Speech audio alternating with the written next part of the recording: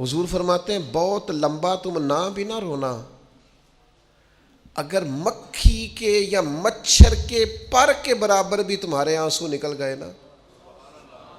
میں اب اس سے زیادہ کیا آپ کی بارگاہ میں بات عرض کروں۔ حضور فرماتے ہیں ایک مکھی اور مچھر کے پر کے برابر بھی تیری آنکھ سے آنسو نکل آیا، شرط یہ ہے نکلے ریاکاری کے لیے نہیں، نکلے اللہ کی رضا کے لیے، اس کی خشیت میں نکلے۔ فرمایا اگر مکھی کے پر کے برابر بھی تو رو پڑا تو اللہ تعالیٰ تیرے لیے دوزخ سے آزادی لکھ دے گا۔ اور نبی پاک صلی اللہ تعالیٰ علیہ وسلم نے بیان فرمایا ہے، حضور فرماتے ہیں جو اللہ کے خوف سے رو پڑے نا، جس طرح بھینس بکری گائیں کے تھنوں سے نکلا ہوا دودھ دوبارہ تھنوں میں نہیں نہ جاتا، اسی طرح جو رب کی یاد میں رو پڑے وہ دوزخ میں نہیں جاتا۔ یہ مثال دیکھیں کیسی دی حضور نے سمجھانے کی۔ اگر کبھی رونا آئے اس کے لیے تنہائی کا انتخاب کریں، مجمع میں نہیں۔ ایک بندے کو حضرت عمر نے مجمع میں روتا دیکھا تو فرمایا یہ کام تو اکیلے میں کرتا، تیرے لیے برکت والا ہوتا، تیرے آنسو نکلیں، تیرے رخساروں پہ بہیں۔ اور شیر خدا تو شیر ہے نا، حضرت مولا علی شیر خدا فرماتے ہیں اگر تیری آنکھوں سے کبھی آنسو نکلے نا اللہ کی یاد میں، حضور کی محبت میں، تو فرمایا ان آنسوؤں کو پوچھنا نا، ان کو چہرے سے صاف نہ کرنا، یہ تو آنسو اس قابل ہیں کہ تیرے رخساروں پہ رہیں، یہ تو روشنی ہے تیرے چہرے کی، ان کو پوچھنا نا۔ حضرت علی رضی اللہ تعالیٰ عنہ نصیحت کرتے ہیں انہیں رہنے دے، یہ آنسو بڑا قیمتی ہے، یہ نکلا تیری آنکھ سے ہے پر کسی کا ہو کے نکلا ہے،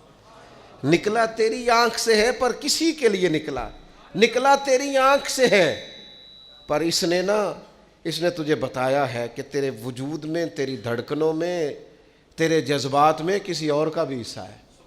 یہ رب رسول کی رضا کے لیے چھلکا ہے۔ ایک بھی رونے والا ہو تو باقیوں کا کام بھی سنو نا، حدیث ہے بہقی شریف میں،